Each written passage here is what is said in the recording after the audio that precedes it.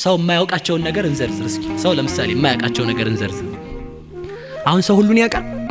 ያወቃችሁት ዕውቀት አለ። አንድ ሰው አንድን ዕውቀት አወቀ፣ ያንን ማወቁን ያውቃል እንጂ ማወቁን እንዴት እንዳወቀ ማወቅ አይችልም። ነፍስ አላችሁ የላችሁ? አላችሁ። የት ላይ ነው?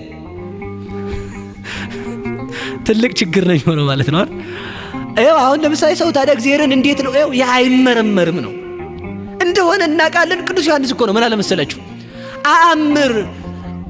አእምር ከመወለዶ እግዚአብሔር እያአምር ዘከመወለዶ ዘከመወለዶ እግዚአብሔር ወልድ እግዚአብሔር አብ እግዚአብሔር ወልድን እንደወለደው አውቃለሁ፣ እንዴት እንደወለደው አላውቅም አለ። በቃ ነፍስ አብራህ እንዳለች ታውቃለህ፣ እንዴት እንዳለች አታውቅም። ተዘቅዝቃ ትኑር፣ እግሯ ወደ ላይ ይሁን ራሷ ወደ ታችሁን አታውቅም። ሰው ነፍስ አለው የማይካድ ነው። አዎ ነፍስ አለው፣ ግን ያ ነፍስ እንዴት ሆኖ እንደሚኖር ማወቅ አይችልም። ለምሳሌ ሽቱ ብንረጫችሁ ታሸታላችሁ አይደል? ስጋ ነው የሚያሸተው? ነፍስ ነው የሚያሸተው? ነፍስ ነው የሚያሸተው? እሺ ለነፍስ ሽቶ የረጨ ሰው አለ አለ ወይ ነው? እሺ ማን ነው የሚያሸተው? ሁለቱም ተደራደራችሁ? ሁለቱም ብለዋል። እንግዲህ ሁለቱም አይባልም። ሁለቱ ለብቻቸው ተለያይተው ስራ መስራት ይችላሉ?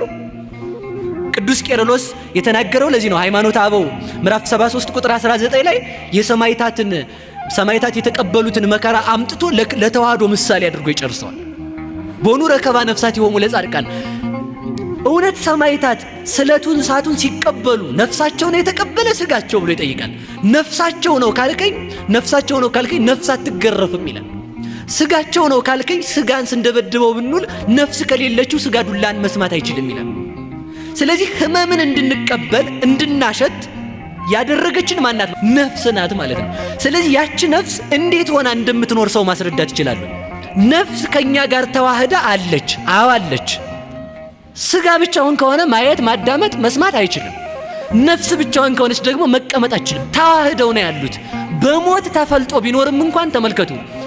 የመለኮት ተዋህዶም እንደዚህ ነው። እግዚአብሔር ስጋን እንደተዋህደ አውቃለሁ፣ እንዴት እንደተዋህደ ግን አላውቅም።